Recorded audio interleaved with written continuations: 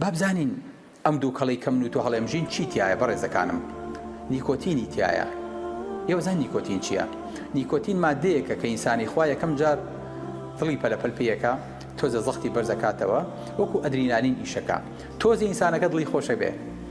بەڵام وای لێ دێت دوایی لە ئەخیرە جگەرە بە جگەرە داگیرسێنێ بۆ چونکە تام لە خۆشیەکان ناکا.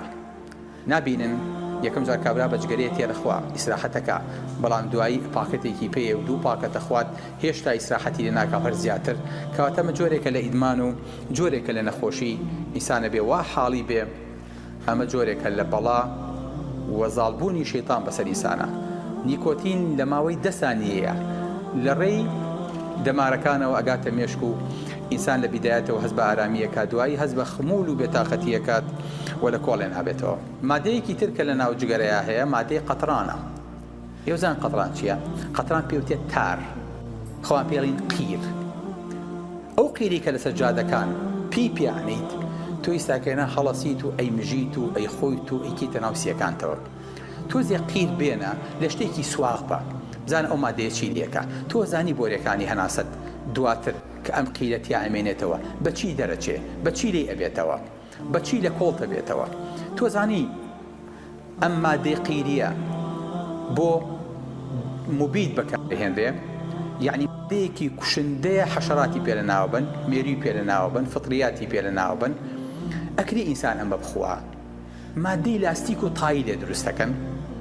من نازانم ئینسان ئەگەر ئەمانی زانی هەستی مادەیە چەند زیان بەخشە، چۆن ئەتوانێت دەستی بۆ بەرێ. لە ژوورێکا تۆ ناتوانیت ئاگرێ بکەیتەوە ئەڵەن کاکە یەکەم ئۆکسیدی کاربۆنی تیا زۆرە بێ. ئەزان یەکێک لە پێک هاتەکانی جگەرە یەکەم ئۆکسیدی کاربۆنە. ئەزان ئەوەی کە لە ئەگزۆزی سیارەیەتە دەرەوە بۆیە ناتوانین ناو گەراجێکی داخراوە ئیشی پێ بکەی یەکەم ئۆکسیدی کاربۆنە. ئێستا تۆ بەو ڕەهاییە ئەینەی بەدێمتەوە ئەی خۆیت چاوەڕێی هەموو شتێ بکە.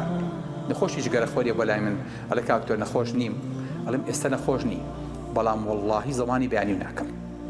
نەڵی چوون بە لای دوکتۆر عەبدوڵاحی دووتی هیچ نییە، نازانم بەیانی چی لە بەسەر دێ. بۆ ئینسانیش هەیە سەرەتانی غودەی هەیە، بە زەمان بۆ منووسیوە تا 20 ساڵی تر من زەمان دەکەم. سەیرە دوو جیاوازیەکە سەرەتانی هەیە زەمانم کردووە، جگەرە خۆر و زەمانی ناکەم. بۆ چونکە مادەی فۆرمەڵدیهاتی تایە لە ناو جگەرەیە کە ئێمە مردووی پێ تەحنیتەکەین و پێ تەشریحەکەین و خەیدنا ئەو مادەیەوە نێڵێ لاشەی هیچی لێبێ. ئەو نە پیس و ئەو نە مادەکە تیژە لەسەر لاشە. ئەمانیای تایەکە ئێمە حەمام و سەرایی پێ پاکەینەوە. سیانی دیهایدرۆژینی تایەکە مێرولی پێکوژین کە لە کارگەکانی پلاستیک و لە کارگەکانی بۆیاخا بەکارهێنرێ. کادمیۆمی تایە کە مادەی پیلی لێ دروستەکرێ کە بەرگەکەشیەوە لەوەتە بە زەحمەت بتوانین دەسیتەوە بێگە بەرگەکە و لێکردێ بە مادەیەکی ژەهراوی. ئەسیتۆنی تایە کە بۆیاخی پێلەکەیتەوە. زەرنیخی تایە کە مادەی زەهری مشکە.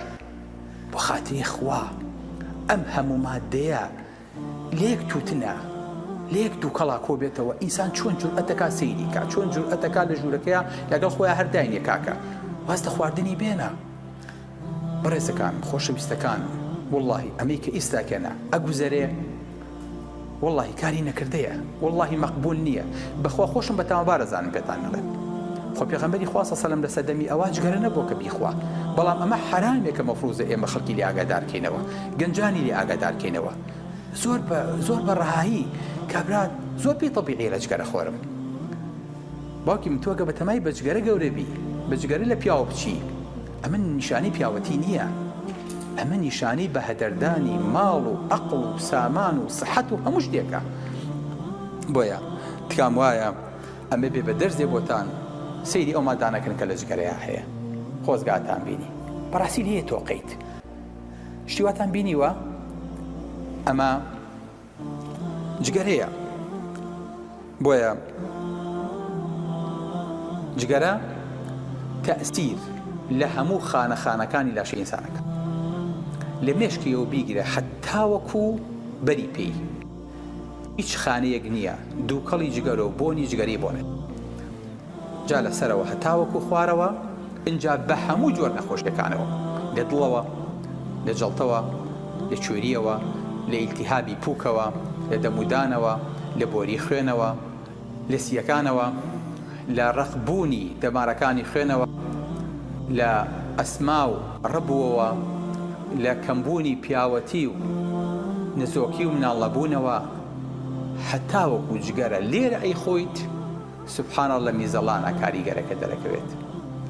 چۆن تووشی سەرەتانی سیەکان دەکا، ئاوا کە شۆرایەوە لە خوێنە لە ڕێی میزەوە، ئەنجا لێرە تووشی سەرەتانی میزەڵان دەکات.